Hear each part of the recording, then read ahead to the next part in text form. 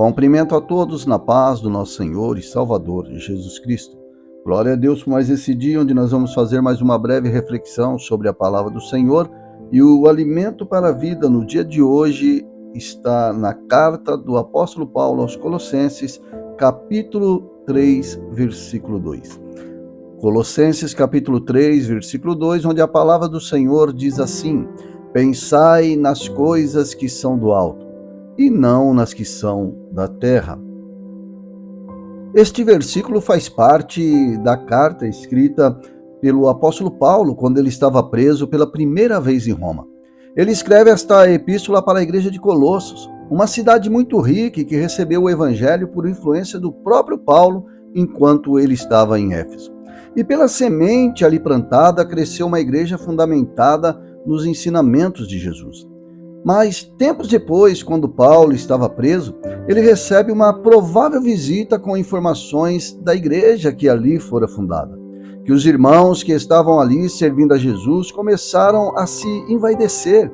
Eles estavam se achando santo acima da média, melhores do que as demais pessoas. E não só isso, mas estavam sendo influenciados por falsas doutrinas, esquecendo dos preceitos ensinados pelo apóstolo Paulo a respeito da redenção, do perdão de pecados, dando até a impressão de que os tributos exclusivos a Deus, os louvores, os cultos a Deus estavam sendo colocados de lado. E é diante deste cenário de Alzheimer espiritual dos colossenses que Paulo escreve esta carta, abordando com ênfase a pessoa e a obra de Cristo, a necessidade de união entre os cristãos e Cristo, e advertindo-os para terem cuidado com as heresias e falsas doutrinas, orientando a igreja a pensar nas coisas do alto e não nas coisas da terra. Paulo deixa um legado através desta carta e nos ensina muitas coisas. E não só nos ensina, como também nos adverte sobre a postura da igreja em nossos tempos, sobre o comportamento individual de cada cristão em relação aos movimentos heréticos nos tempos atuais, como proceder diante das investidas de deturpadores de religiões.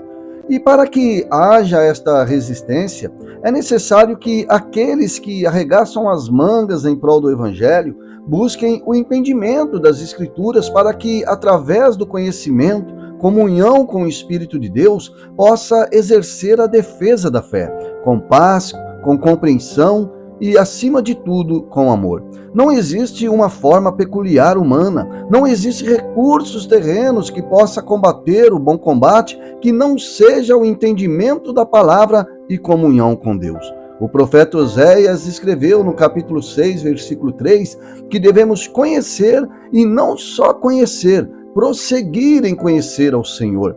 Esta frase de Oséias foi dita pelo profeta num período conturbado da história do povo de Israel. Muitas pessoas estavam abraçando a apostasia e promoviam cultos a Baal.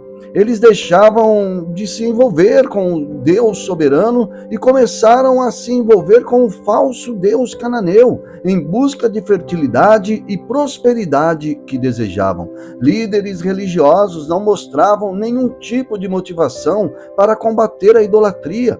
Não obstante, a corte de Israel estava envolvida em corrupção e injustiça. Veja que o próprio Oséias também escreve no capítulo 4, versículo 6, que o povo de Israel estava sendo destruído por falta de conhecimento. Os tempos, obviamente, são diferentes. Muitas coisas mudaram, tecnologias chegaram, mas o cenário espiritual ainda é carente de fidelidade. Os ensinamentos bíblicos, tanto de Jesus como dos apóstolos, foram barganhados por interações a um mundo totalmente físico, onde o sobrenatural não atinge os duros corações. A espiritualidade moderna se fundamenta naquilo que podemos ter e não naquilo que podemos ser. O relacionamento com Deus está no interesse das bênçãos que podem ser adquiridas através dele, seja em qualquer área da vida. Uns buscam Deus para solucionar sua vida financeira, outros para restaurar sua saúde. Enfim, Deus se tornou um Deus solucionador de problemas. É como se fosse a última peça de um quebra-cabeça.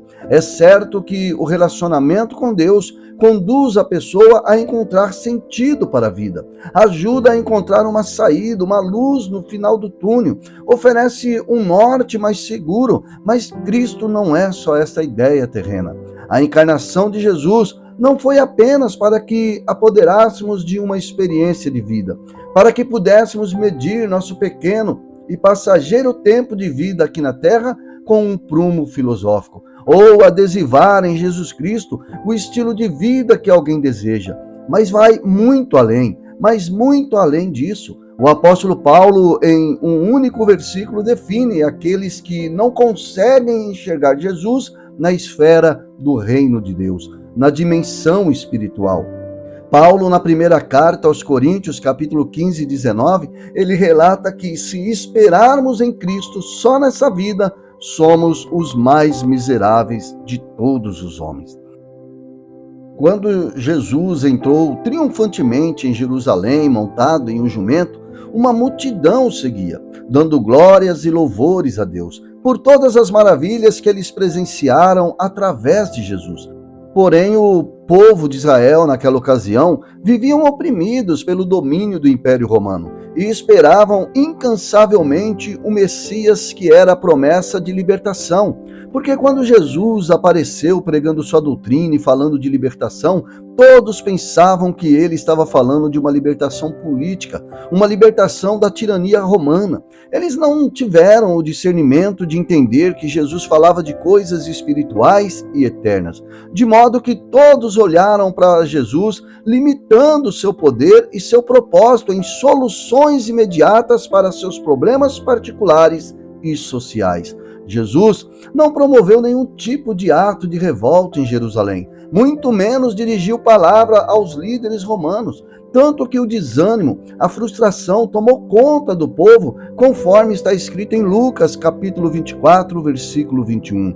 E nós esperávamos que fosse ele o que remisse Israel, mas agora, sobretudo, é já hoje o terceiro dia desde que essas coisas aconteceram. Eles não entenderam o propósito de Jesus, que era a libertação do poder da morte e da condenação eterna. A obra de libertação operada por Jesus na cruz do Calvário não consiste em ter um carro novo, uma casa nova, uma saúde saudável, uma família estruturada. Claro que tudo isso pode ser bênção de Deus para a vida daqueles que o honram. Porém, não é esta a prioridade de Deus para o ser humano. Mas a morte de Jesus nos proporcionou a oportunidade de decidir se arrepender e alcançar o que havia sido perdido através do pecado original, a eternidade ao lado de Deus. Portanto, a morte de Jesus não foi o fim da esperança de um povo que desejava e esperava pelo Messias. O túmulo não teve a palavra final, e no terceiro dia, após sua morte, o povo avivou a esperança e a certeza de que Jesus era muito mais do que eles esperavam. Jesus ressuscita dentre os mortos, mostrando o plano de salvação maestrado por Deus. E a ressurreição de Jesus deve ser o pilar da fé de todos os cristãos. Sem ressurreição, nada faz sentido. Por isso, Jesus está acima de toda filosofia, de toda religião, de todo pensamento humano. João Batista disse no Evangelho, escrito por João, capítulo 3, 31, que aquele que vem das alturas é sobre todos, aqueles que vêm da terra é da terra e fala da terra, aquele que vem do céu é sobre todos. Jesus está no sobrenatural e quer conduzir as pessoas a uma experiência íntima com Ele, uma experiência que transforma o modo de viver, desligando das coisas desse mundo para uma viva e real esperança de vida eterna. A religião tem gerado miseráveis, como o próprio apóstolo Paulo disse, limitando o conhecimento sobre Jesus somente para esta vida. Tem prometido de tudo, menos a vida eterna, exatamente porque não conhece. A obra de Jesus não tem nenhum objetivo voltado para esta vida ou para este mundo. Tudo passará e passará de forma muito rápida. A pessoa que espera Jesus somente para esta vida, cedo ou mais tarde, acabará por rejeitá-lo. Mas os que esperam no Senhor para a eternidade, terá um tesouro guardado no céu. Portanto, a melhor coisa é olhar mais para as coisas do alto. Amém, graças a Deus. Vamos orar em nome de Jesus. Pai querido e Pai amado, em nome de Jesus Cristo, oramos nesse momento para que o Senhor venha nos dar entendimento, para discernir quais são os propósitos do Senhor para cada um de nós e que possamos caminhar por essa vida, desviando os olhares de toda a corrupção humana e atentar mais para a eternidade ao lado do Senhor. Que nada possa manchar nossos olhares em direção a Ti. Amém e graças a Deus, e que Deus possa abençoar a todos em nome de Jesus.